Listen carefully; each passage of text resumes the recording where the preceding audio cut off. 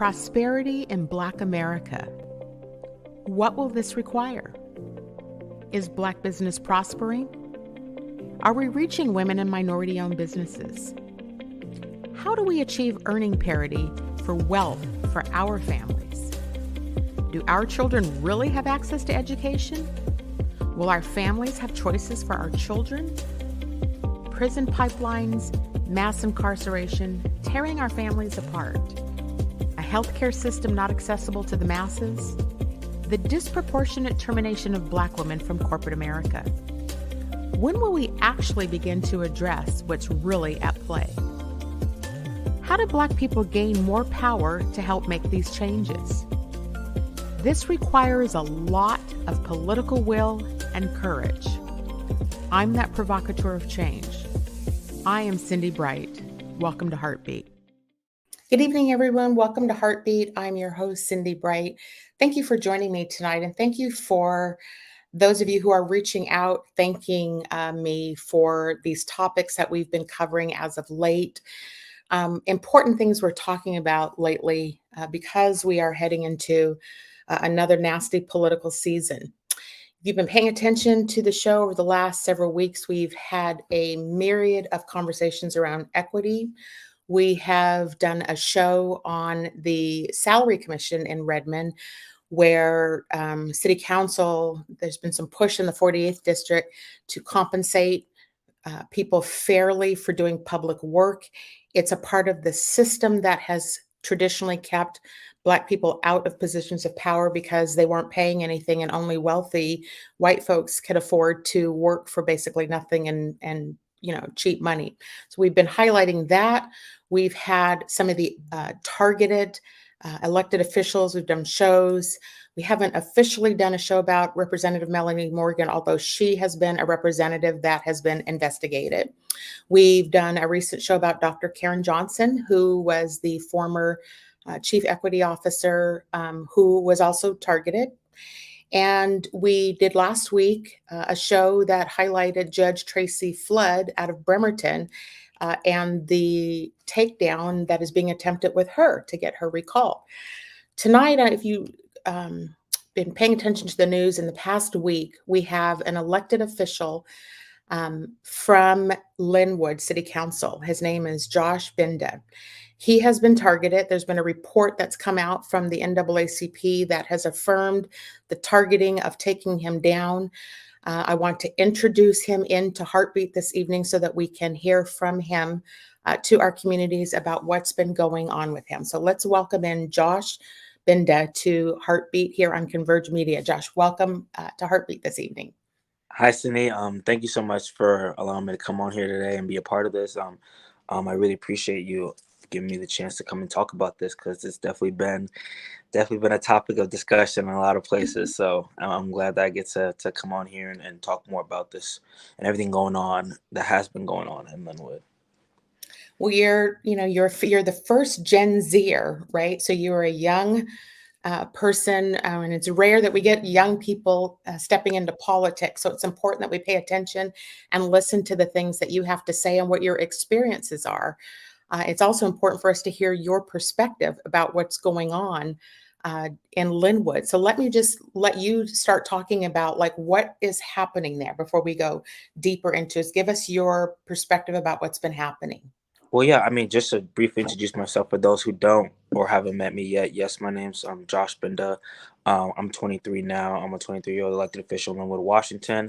I actually got elected back in 2021 at the age of 21. And through that, I became the youngest African-American in state history to ever get elected. I'm currently one of the youngest politicians in the nation.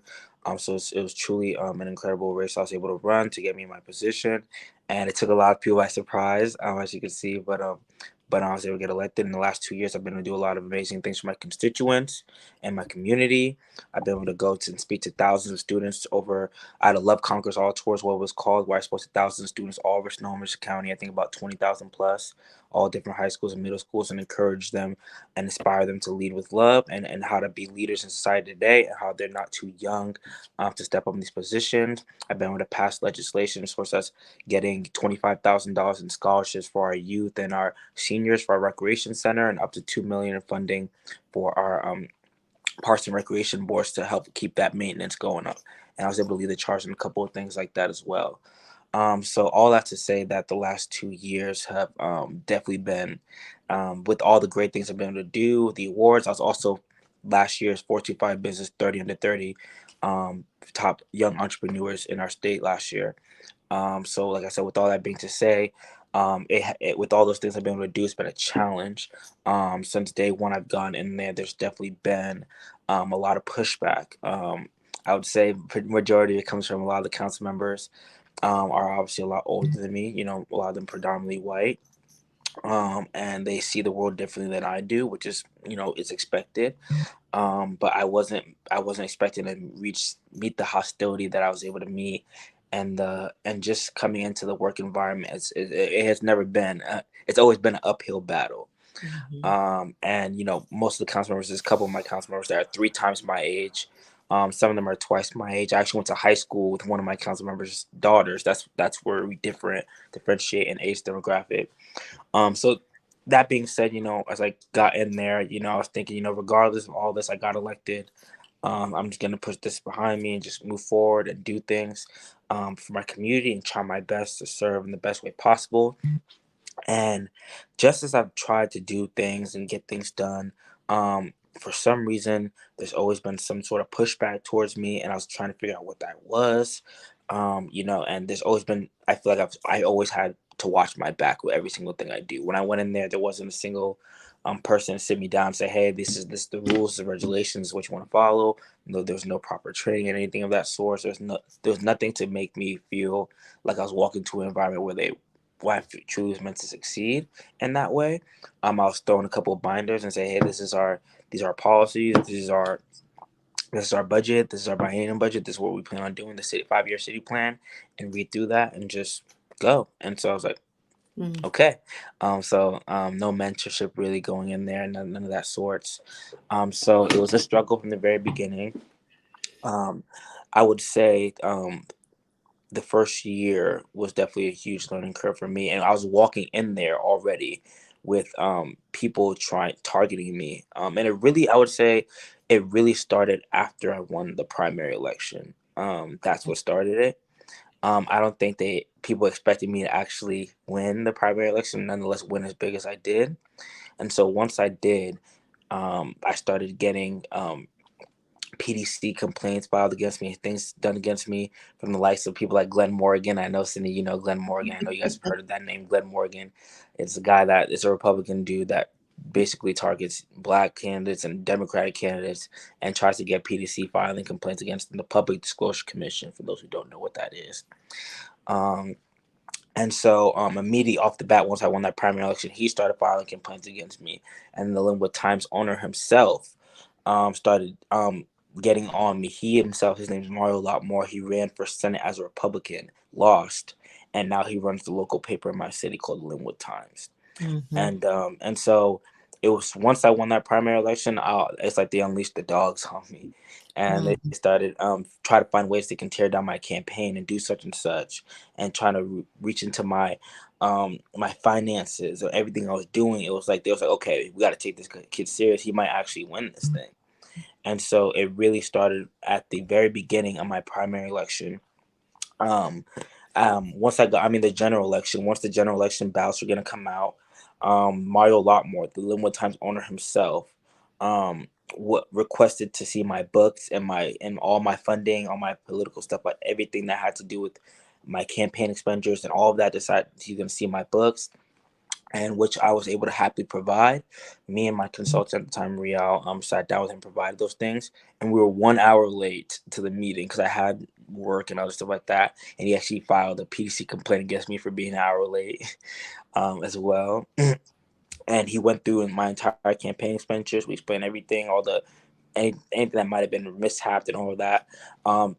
Because I had been hearing that these people have been watching my campaigns, and I want to put this in instance. I was running a very grassroots campaign.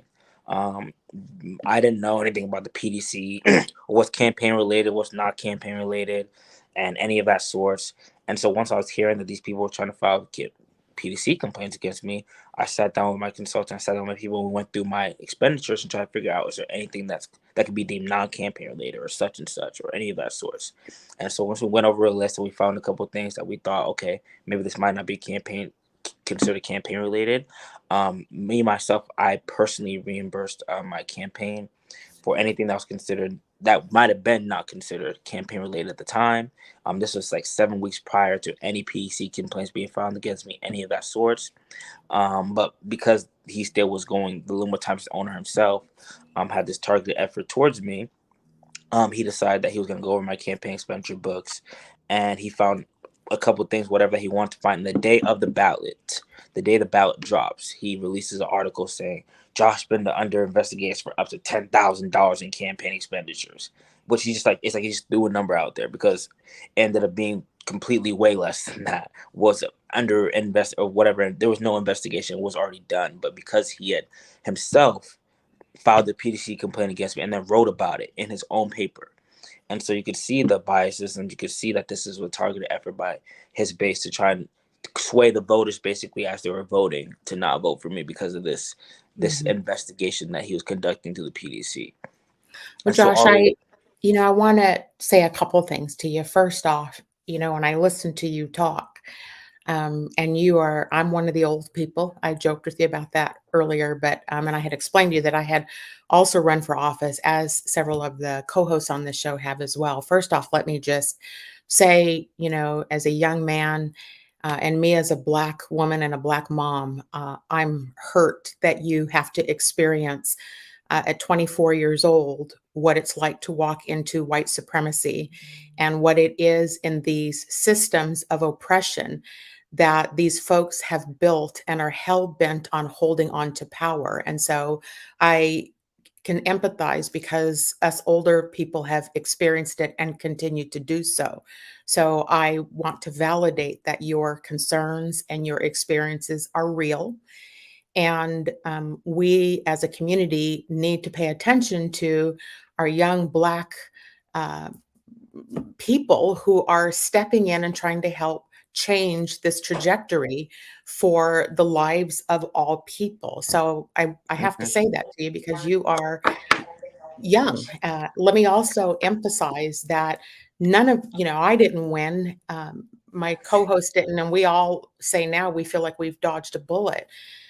I also ran against a Democrat when I ran for office, so I can only imagine that you didn't have a lot of bases of support and that you were trying to navigate your way through an infrastructure, an engine of white supremacy. And so I'm acknowledging that because I know that that's what you're dealing with. We all know that's what you're dealing with. You also, you take some stances on some different issues, voting as the only person voting one way. And I know that there's an issue around the police budgets. Let me first say, before I ask you about that, your city council president, Shannon Sessions, when I read the NAACP report, I believe she's the person that was named as the person creating the hostile work environment. We as Black women call those gatekeepers and Karens. But she is also a former police officer. Am I correct on that? Yes.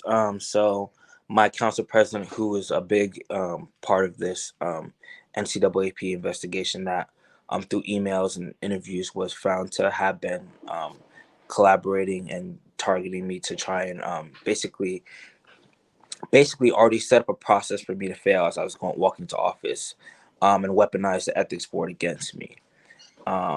And so she was a former, I think, police sergeant herself, or she was in some sort of Air Force or something like that. Now she runs her own nonprofit that partners up with the police.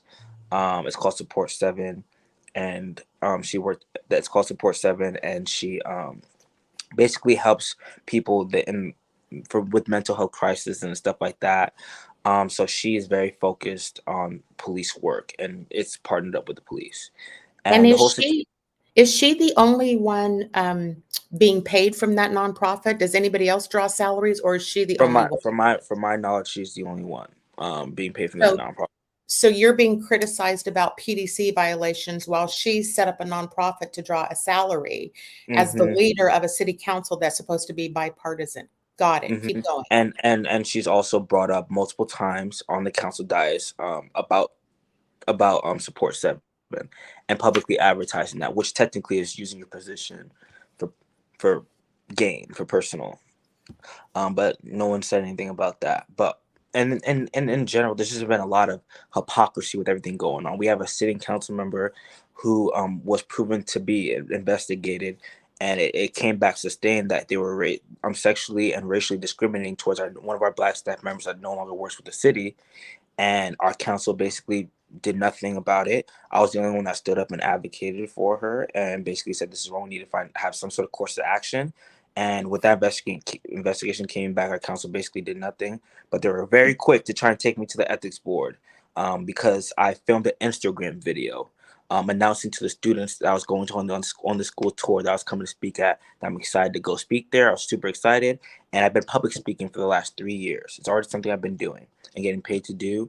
And so because I went in the council chambers and basically talked about how I was going to be excited to come speak to these kids and inspire them, and they were quick to take me to the ethics board for that, and try to get that as me using my position for personal gain and profit when it was all for the benefit of the students and inspiring them. And you can ask the school districts, you can ask the students. It was an amazing time. It was an amazing message. The students walked away feeling more inspired than ever. They see me as a role model. They see me as a future leader in our, not just our state, but in our country. And it was a very positive thing. So the fact that they could try and twist that into something negative means with the same ethics board that Shannon Sessions early in 2021 compared in her emails had said that they were going to set this up due to me winning my race. And I could read off that email to you if you like. But basically, yeah. We all know this game, Josh, right? Like this, Yeah. what you're describing is not new to any of us as Black people. We all go through it. We all live through it. We're watching it now, on a national scene play out. And so let me just project something here. So, we're watching, I told you earlier, I laughed at your comment about old people. Being in political office. But your point on that is very well taken because even today in the news, the Kentucky senator demonstrated, that being 80 years old in office might not be the wisest thing. And we're watching from the presidential campaign, the attack that is happening on Vice President Kamala Harris. Now, these folks all know that if President Biden doesn't outlive this presidency, that a Black woman will be running this country. And so it feels, and especially the patterns, when I introduced the show and I talked about how many things here in the Democratic part of the world, how many people are under attack here, and how these folks who want to set standards for Black people, but they themselves do not meet the thresholds of the standards themselves, but they go out and perpetuate lies and narratives about people in order so that they can hold on to power, greed, money, all the things that they're empowered by. There's a whole nother issue about the bonds, Well, the I also bonds. want to, before we, yeah, Go ahead. I wanted to elaborate on that. And I think one of the biggest things is, I guess, I think why the council felt the need to target me the way it is, because for one, I stand very opposite from a lot of our council members in terms of policy, and in terms of what we vote for, in terms of what we view in our community. And I would say, even though city council is non-partisan, it's very much partisan in the fact that we have a predominantly conservative council right now in the city of Lynnwood. It's very obvious based on how they vote, based on how they see certain views and certain issues. And so, in terms of this, one of the biggest things that's happened was this new jail that our city is working on building. They took it was supposed to be a $40+ million bond, which is Are you basically are you referring to their new revenue stream that they're building up? basically it's I view it as incarceration for profit. And so it was supposed to be around, usually I think originally around 40 million plus a little bit, maybe 40 million bond, which is basically anyone knows, it's basically a loan. They took that through Snohomish County to build this jail. And so basically they're building this jail with this bond that they took. And how they're going to make that money back is basically through partnerships with other cities, to help, to help build that relationship. So if other cities do arrest or any of that sort, they come to this city jail, and the jail itself is going to pay for itself. And So so they're incentivized. They're incentivized to go out and arrest more Black people in order to bring more cash in to be able to fund this. Is this correct? it basically is what it is. It's incarceration for profit. The only way they're going to pay this back if they make a certain amount of arrests, give people a certain amount of traffic tickets, do certain things, because that's the only way they're going to be able to pay this back, this bond back that we took. And I think now it's up to 60 plus million. Is what it is through other, because people added on. When you originally think a project's going to cost a certain amount, and it goes over budget, a lot of things started adding on. That's brought it even more over budget. That makes the bond even bigger than what it's supposed to be. So it's now $60 million. And obviously, I'm one of the few council members. Before I was even on the council, I stood against this jail. I didn't think we needed to be a city that's in the incarceration for profit business. I didn't think we needed the bigger jail in our city. And obviously, as a council member, I've been a very advocate on that. I voted against the jail and basically in almost every single scenario. And because basically now, see, Lynnwood itself has become more of a progressive democratic city. And because of that, these people, up until once I got in there, these people have been able to get away with doing a lot of this stuff because they were all masked conservatives, or all were able to work together to keep things under wraps and keep these under loops. But then when people elected me, they knew I was a Democrat going there. They knew I was progressive. So when I'm in there, I'm on council and I'm voting for these things. I'm voting against such and such. And I'm voting for human rights. I'm voting for whatever I believe is right. And people know that I'm a progressive Democrat, and they see them voting the opposite. It kind of exposes them for who they really are, because they play the whole non-partisan game, but they really are partisan conservatives. And now I've become a way to expose them for what they really are through my voting policies, through everything I've stood for. I was the only one that I actually voted for the resolution on banning banning assault rifles in our community. The resolution didn't get passed because most of our predominantly our council members don't see the problem with having assault rifles, which is one of the leading causes for people under the age of 18 and above and below. I think that's one of the things. And just other progressive values that I've stood for. Our opioid treatment center that's supposed to help people that are recovering from drug addiction. You had people on our council that was not in support of basically. They try to say it was the location, but they would want anywhere else. But it just goes to show there's always no one wants that in their backyard. There's never a good place for those locations. So you had people trying to come in and fight against that, and you had council members stand with those people. And so you have people in our community that are suffering with drug addiction that need this in their community, and you had the council members that were advocating with people that were against that. And so I think I've become a beacon of exposure, of truly how much the council doesn't represent the people. And so, Josh, one of our co-hosts who's messaging in the chat is asking about. Let me just read it to you. Do you understand how some of your constituents may take issue with your decision to post a shirtless Instagram video to mentor to minors? Do you understand, I guess, some of the perspective of what some others are saying about the impact of that could be? I understand. I can understand the other side of why people might feel it to be a certain way. I think for me, I think my generation below, we're like a shirtless photo on Instagram is not that big a deal. But I can understand and sympathize with the other side, how people can feel like it could be offensive, or it could be a certain thing. Different generations view stuff like that differently. And I just want to let people know my intention in that was completely harmless, was not meant to be anything towards any of that sorts. And so I think that it's one of those things that I can understand the other perspective, and for those that might have felt a certain type of way, I can sympathize, I understand, and reassure them that my stance on that, and what I was trying to do, had nothing to do with that. And at least for me, and that's what I could advocate on that and say about that. It was not meant to be.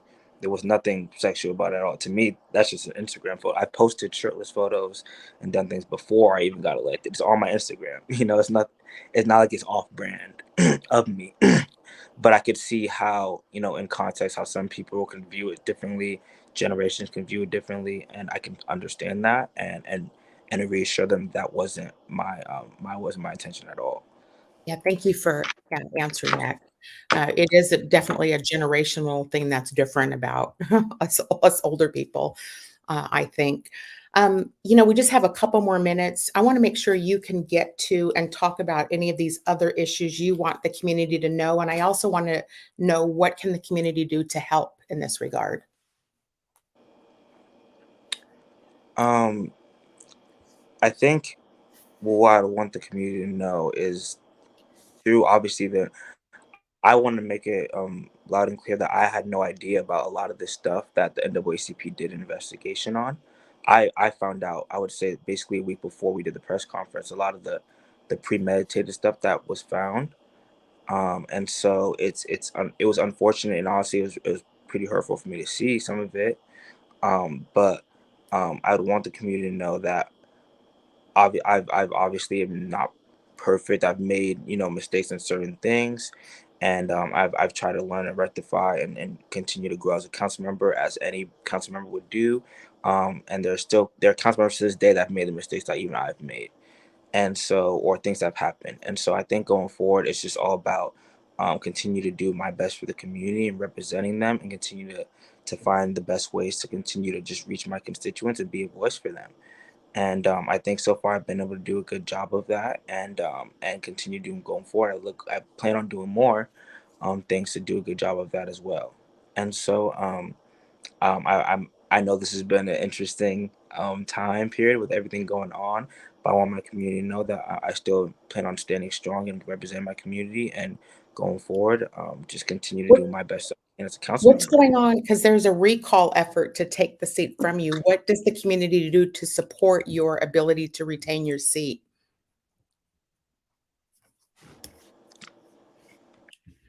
What'd you say? I'm sorry, I think you I didn't froze hear up you. a little bit. There is with the recall effort, what is it that the community needs to do to help sustain your ability to stay in the seat? So with the recall efforts, right now, there are people gathering signatures outside and stuff like that, and they're meeting up and trying to get as many signatures as they can.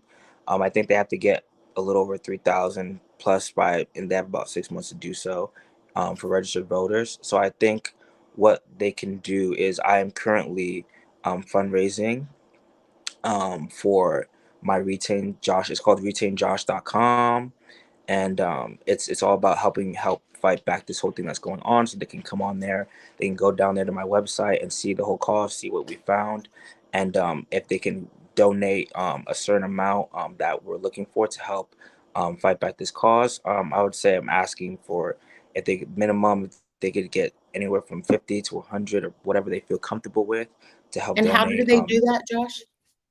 They would have to go to retainjosh.com.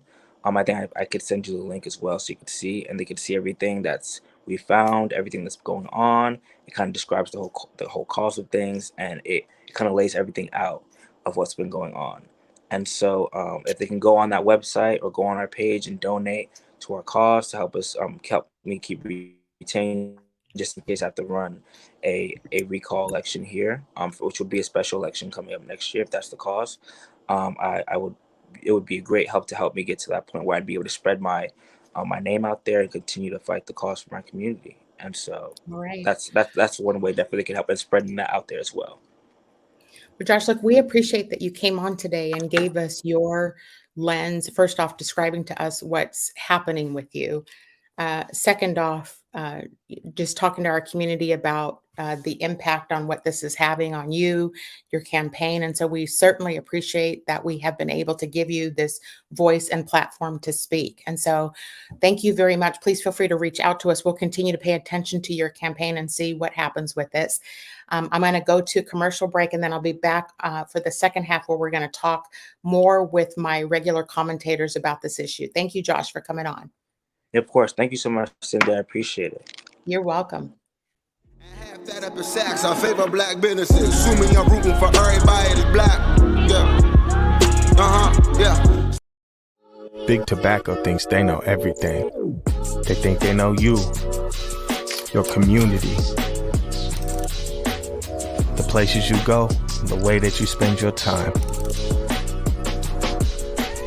They think they got you all figured out, down to a formula, a calculation based off of numbers of what they think they know.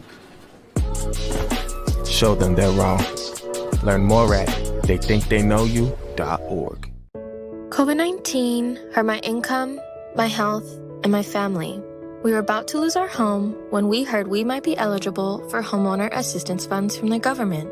We called 1-877-894-HOME, and a housing counselor stepped in. They talked to our lender and saved our home. Because falling on hard times does not have to mean losing your home. Federal funding details at washingtonhaf.org. The new COVID-19 updated booster provides the best protection available right now. So don't wait. Stay safe this summer and get your updated booster today. To find a free vaccine provider near you, go to kingcounty.gov/vaccine. Hey, I'm Besa Gordon. You may have heard my voice on Hits 106.1 or seen me on Converge Media, but now I'm coming to TV. I'm hosting the newest show on Fox 13 called Back to Besa. Check us out every weekend for the hottest topics, interviews, the latest trends, and uplifting stories. We're going to have so much fun, and teens, we got you too. Back to Besa Saturday nights, 10:30 on Fox 13, and Sundays at 10 a.m. on Fox 13 Plus. What will it take to get 24 powerfully passionate individuals to settle their differences as they hold the future of our nation in their hands? Direct from Broadway, this is 1776. August 2nd through 6th. Tickets available at fifthavenue.org. Welcome back to HeartBeat. I am your host, Cindi Bright. We were just having a discussion with Lynnwood City Council person, Josh Binda, talking to us about the targeting of him personally, the report that the investigation that the NAACP did and found that he was being targeted. No different than many of these other issues we see going on across Washington State and across the country. And we feel it's important. I feel it's important here at HeartBeat to highlight these issues and show the community and the public what is happening. Now, clearly, in listening to him and then some of the comments that I'm reading, I'm going to introduce in my co-host because we want to talk about it a little bit more about some of the things that he was saying and talk about how, mentorship and some of the things we think we should be discussing. So let me first welcome in regular commentator Erin Jones. Hi, Erin. Hey. Let's welcome in Joy Stanford. Hey, Joy. And let's welcome in a new host who's been on now her second time here, Michelle Dotson. Let's bring her in. Hey, Michelle. Hello. Let's talk about what you guys heard listening to Josh talk. What are your thoughts about some of the things that he was saying? Erin, what do you think? Yeah, I'm going to jump in right away because I did training for his city council because there was an accusation of racism in some sort of committee meeting, and somebody knew me and asked if I'd come do training. And the day that I came and did training, he had just been accused of some things and didn't come to the meeting.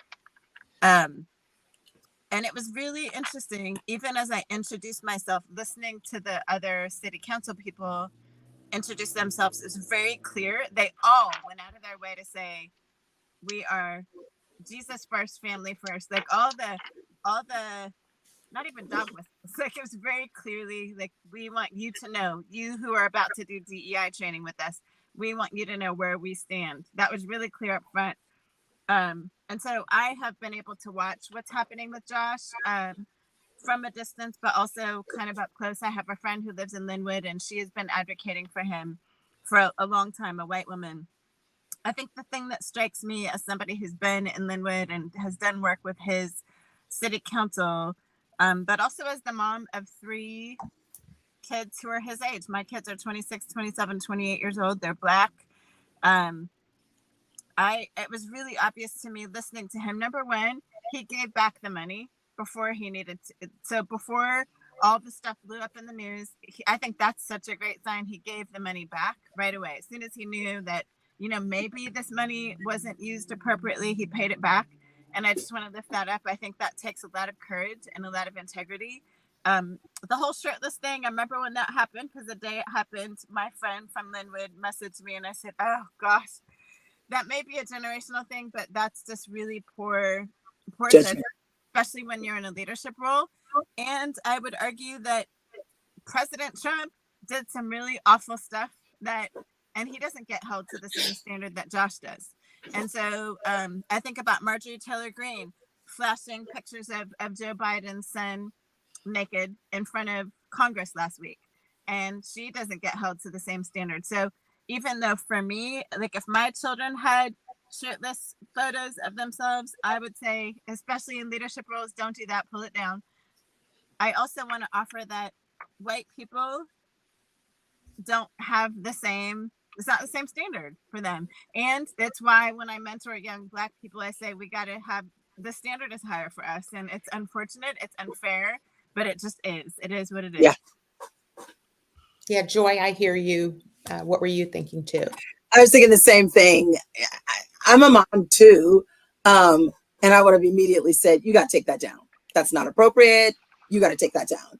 And it's a moment of learning for him. But we all know as Black women, we have to come with receipts. We have to be 500 times better than anyone else around us. And you said it, Cindi, when you were talking to him, and I don't know if Erin experienced this, but as former candidates, I was like taken aback when the PDC sent me the email and said, you need to call us because there's a complaint against you. And it comes out of nowhere. You're not quite sure what to do because you're like, wait a minute, I've done everything, every step. I've got a treasurer, I've got a consultant. And sometimes I'm going to say consultants don't even know all the rules that your treasurer knows. So let me interject. I want to interject something because I do want to hear from Michelle too, but I want to emphasize something before we go to the PDC. What I want to emphasize is that the lack of training and lack of mentorship is evident at all levels of politics. And so when you look at, like reading the report, when Representative Melanie Morgan was targeted, right? Like reading, there's no training for anybody to understand, and generationally it's different. And I laughed with him before the show because his definition of old were 50 and 60-year-olds. And that would be me. That would be me. But it's just, a view of the world, right? And I didn't think I was still young until I hit 50. I was like, I refuse. But there are generational things. There is a lack of any level of onboarding and sophistication or anything that is taught to you. Don't come from, school. Let me speak. Representative Morgan come from here to representing a district in the state house. If you're not been in leadership positions, how do you know certain things? Michelle, go ahead. You do not know it. Go ahead, Michelle. And I've never run for office. So let me put that imprimatur on my comment. What I think is important is, having followed this to some degree, is coming from a mother perspective, is just to hear a little humility. Like, okay, you stepped into a leadership position and you're going to mentor minors. And no matter what, these are minors that are, as you admitted, are looking up to you. So what would you want to see? Be the person you want to see. And the comments that I followed the comments that he made afterwards, and they were all about how other people are sexualizing things. Well, I saw the Instagram and it's a little sexy. It's a little spicy. And so what I would say is you have to be able to look at things through other people's eyes. You can say other people may have seen it that way, but you have to also be the person as a servant, as a public servant that says, okay, this is how people saw it. Sorry, people saw it that way. Let me take ownership for that and walk a little differently, since these are the people that I'm serving, right? And these are their minor children that they're bear cubbing. Okay, that these are their bear cubs and they're minors. And so you have to be respectful of that as well. That's what I'm saying. Yeah. Having sat in enough school district board meetings. I find watching the bears. I find that topic of Gen Z to be so interesting because there's so many ways you could talk about that. It's so different. I mean, I'm dealing with it in my own family, my extended family, of what I would call a mindset that just blows my mind. But again, there's all these generational things that are different. And so, yes, can we change a whole generation? And or to Erin's point, that's not the standards that, white candidates are. I mean, that's right. Right. But let's use that. Let's move it out. He's now talking to a school and a group of kids. He's now moved them off to the side. They're asking him a question. I want to talk to you about how I handle this. And somebody says, he touched me on my back. And there's that Instagram picture. See, that's what you have to move forward to. You have to look forward to that. But that's you understand what I'm saying? That's absolutely where mentoring comes in, though. And Yeah. if he has nobody mentoring him to walk him through that, then, I mean, this is the kind of stuff. So my husband, literally before I left the house today, the reason I'm in my car is because I got a checkup and I had to get out. I'm like, I got to get out. I got to be on TV. Got to be near Starbucks so I can get Wi-Fi. But my husband is a head football coach. And there's a former assistant coach that now coaches at our rival school. And he is posting some stuff on Twitter. And then my son, who also coaches with my husband, learned that this guy has been texting kids. So you don't text kids in high school. Like even man to boy, you don't text. They have a whole, like it's called Remind, and it's a special text system that now school districts can track all of the messages that go. This guy is actually texting with his actual cell phone. And my husband said, man, he needs to know better. But this guy is not a school person. He's a coach, but he's not a school person. He doesn't really understand exactly the dynamics and why it's so important that we have Remind and not text messaging.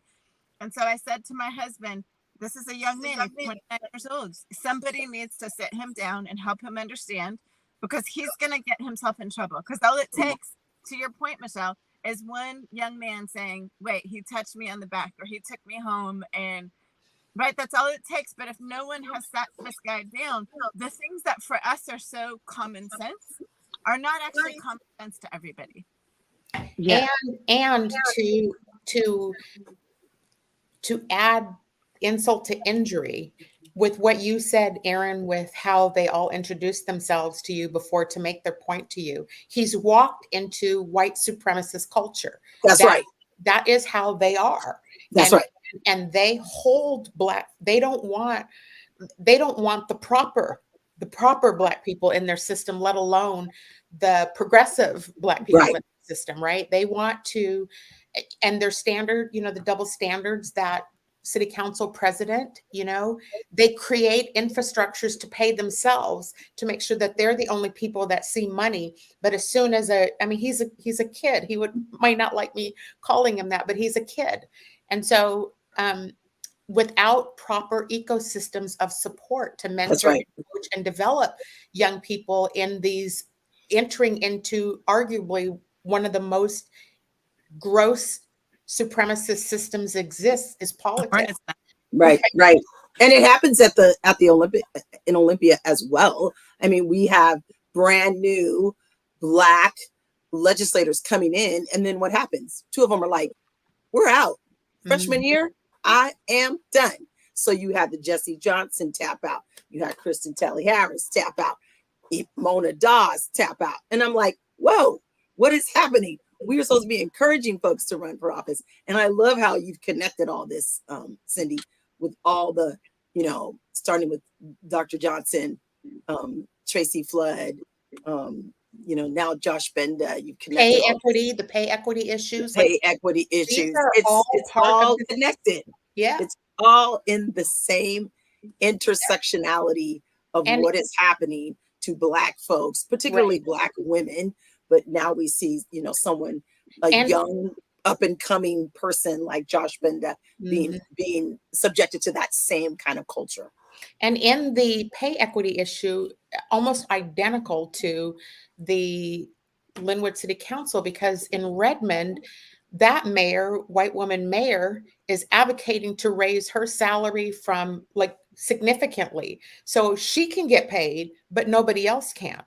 And so that issue is supposed to be a part-time job, isn't it? I don't know. She's a full-time mayor, but the point is more that they only see themselves as deserving of money and pay and access and power, and the rest of us can just serve them. I mean, that's just the mentality. And so, Michelle, did you have more you wanted to? I tend to seem like I know your facial expressions now. So I want to see what else is on your heart. A lot. I think back to it because it doesn't just hold true for politics.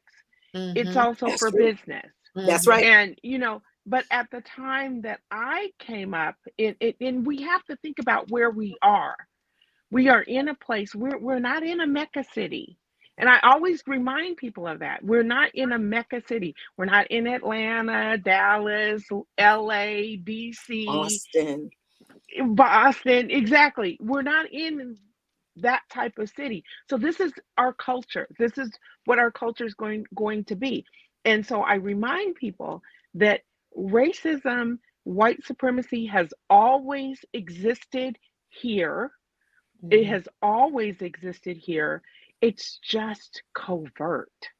It's not spoken. It's not. And so what I was told early on by one of my mentors, a gay man who was not out, he said, I can walk in a room and be whoever I want to be. I can walk in a room. He said, so you want to know who's advocating for you when you are not in the room, because you are always going to walk in a room as a Black woman. Remember that. I can choose to be a gay white man, or I can choose to be a white man. Right. Yeah, that is a powerful point. That's exactly right. Can I share? Okay. Can I share something too connected to that? I just did a TikTok video about this yesterday, and talked about how racism here is super subtle, because I've lived in Philly. I've lived in some other places and visited the Meccas, and I think the challenge that I'm living through right now, and I just did an interview with a PhD candidate, a Black woman who's doing her PhD on women in leadership and education, Black women in leadership and education. And one of the conversations we had is there's this odd navigation of, we know what people expect us to be and what people expect a professional Black woman to look like. And so there's a part of me that knows there's a certain way that I need to talk and be in spaces with, whether it's political people or school district people. And there's a way that I want to intentionally push back on what is. So part of why I wear my hair this way and why I have nails like this and I got my big jewelry on and my glasses, part of that is my physical way to push back every day on systems that say, you got to come this way, right?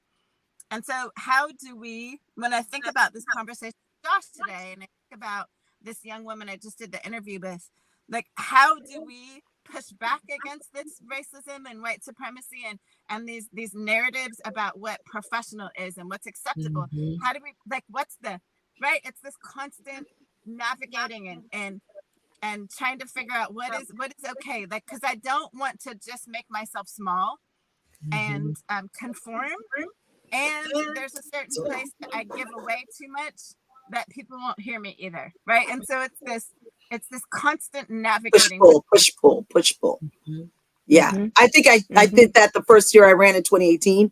I was like, I won't wear braids. I don't want to wear my earrings too big. I'm gonna have them very subtle, and I'm not gonna wear red lipstick. Let me tell you, by 2020, I was like, whoop, red lipstick. The world shut down, so who was supposed to see me?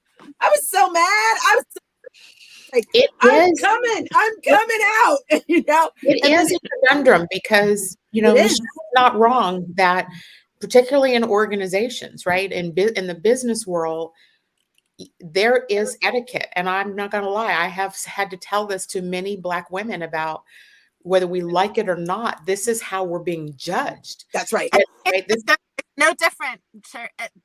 Cindi, it's no different in education. Right. I'm just highlighting her point about it's not just politics, it's not just education, it's everywhere, right?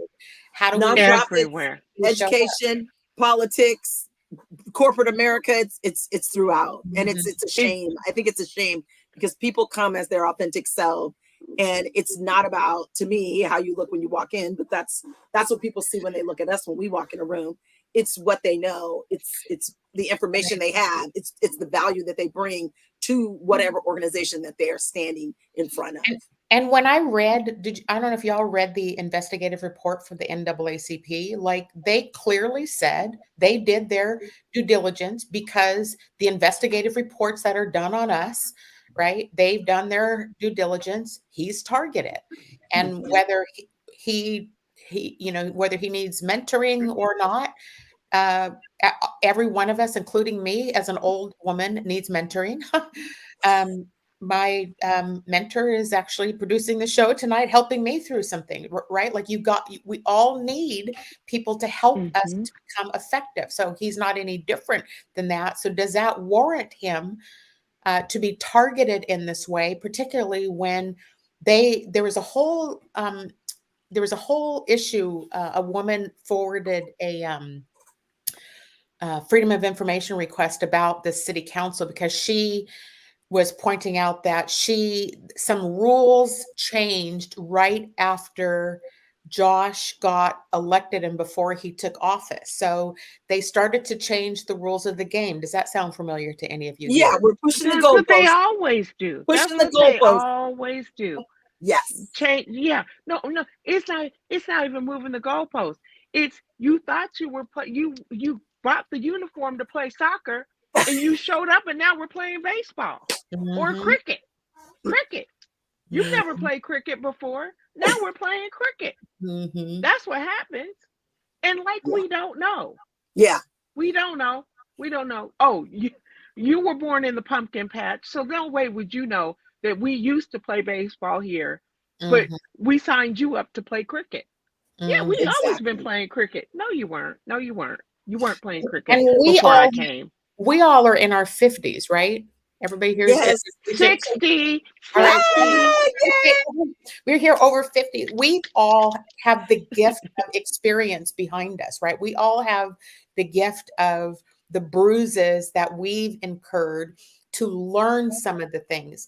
Why can't a young Black man be given the same opportunities to learn as well? Why does he have to be perfect the moment he walks into a seat or into an office? Why do we always want to take the, what we do wrong instead of focusing on what we do right and how to bring out the best in him? You know done why? Some great things. I think because they're coming for us. They coming for us. Yeah. Okay. They coming for us. I don't know if you guys got the memo or not, but they coming for us. Okay? And it seems let me to code be, switch on you. Yeah, it seems to be they coming for us throughout the entire United States. It's like whatever level, whatever state, whatever. It's just it's everywhere. Don't care what the map looks like. How many districts we have. How many people voting in the district. They coming for us. It's called the Judicial Crisis Network. It's called the Heritage Foundation. You call it whatever you want. They coming for us. Yeah. Well, I personally, Erin, were you about to say this? And I'm not trying to put words in your mouth, but we just need to help them, right? Like that's what our wisdom and our age allows us to do, is to take him under our wings too and help make sure he's successful. And so you know, he has my commitment to help however I can, to, you know, be a mentor or a way to, you know, take phone calls and just try to help. We have to approach our young Black people, our young Black, you know, children. We have to help them, because that's right. The grotesqueness of what we in our later years in life we have bumps and bruises. Erin, Joy, and I all dealt with the running for office and the nastiness beyond. I don't know whose story was nastier. I think Erin's is probably. I think Erin is the winner. Erin's the winner there. I'm second, and then you're last, Joy, when it comes to nastiness. I don't know why I got to be last, but I'm okay. Cindi, what conversation did we have? What conversation did we have earlier? I said, she can't, because she came for him too hard. No, I'm not naming any names, but she came for him too hard. And I don't care. He's one of us. Whatever the story is, he's one of us. You can't come for one of us. You can't. That's right. And that's kind of so one of the things I also told this PhD student today is I see the same thing happen with women in superintendent roles, Black women who get into superintendent roles. If you've seen, I mean, there have only been 2 or 3 in our state, but most of them go down. They don't last. They don't last, or they change significantly into people that you don't recognize. And part of it, I was just telling her today, part of it is that we don't have support, and it's too hard to remain your true self when you're on your own, when you feel isolated. So what I would say to Josh, if you're still watching, but I would say to any other Black women in executive role, and I told this to my student today that I did the interview with, if I look back at my time at OSPI as an assistant superintendent and then as an administrator for 2 large school districts, the mistake that I made that I would go back and change is I would have a crew. I did not have a crew. I did not. I had a crew. You cannot be an island of one. You cannot be an island of one. When I ran for office, I had a crew, and that's what allowed me to get through it.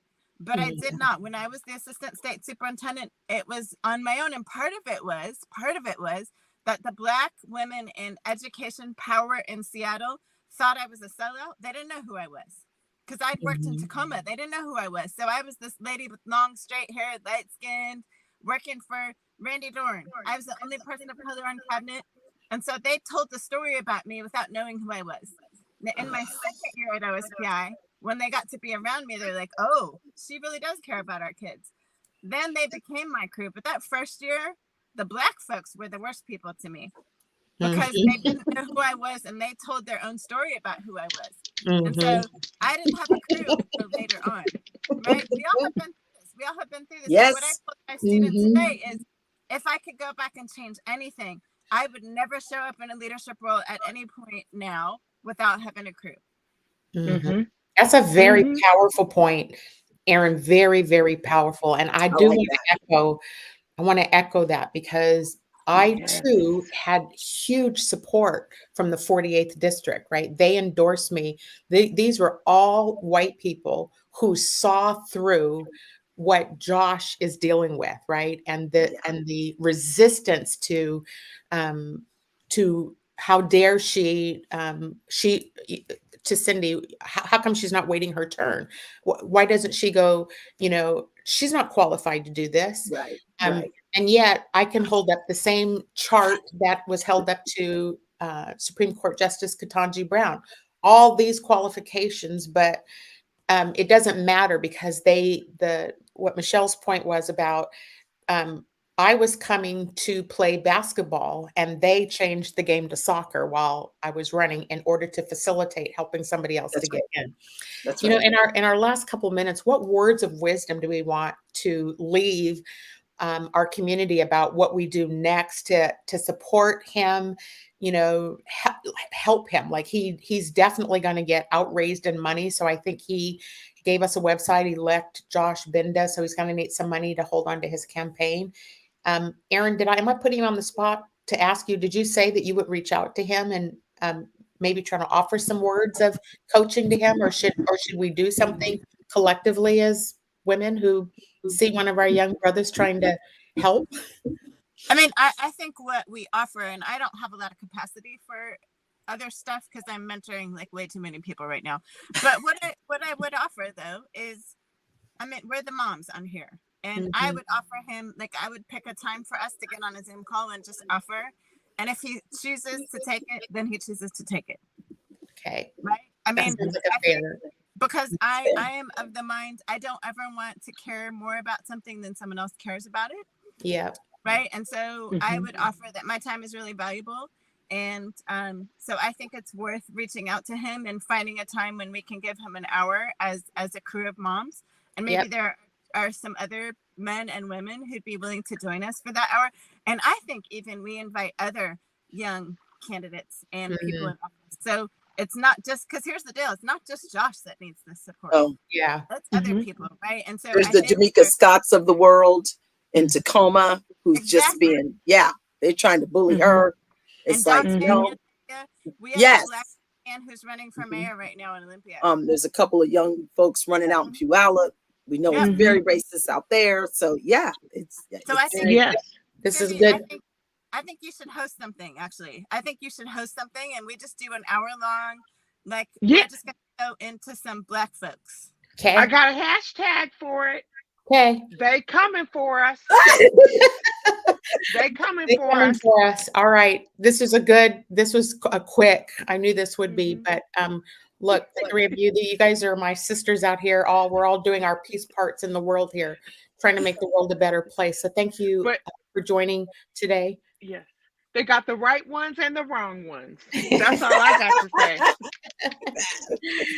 Have a good week, you guys. And to our listeners who joined us tonight, our audience, and to Josh for joining us this evening, thank you for coming on this evening with us and talking about this. This is how we continue to build political power. This is how we continue to build each other up. This is how we continue to support and make sure, because we know #they coming for us. So have a good week, everybody. We'll see you next week. Same time. Half that up in Saks. I favor black businesses. Assuming I'm rooting for everybody that's black. Yeah. Yeah.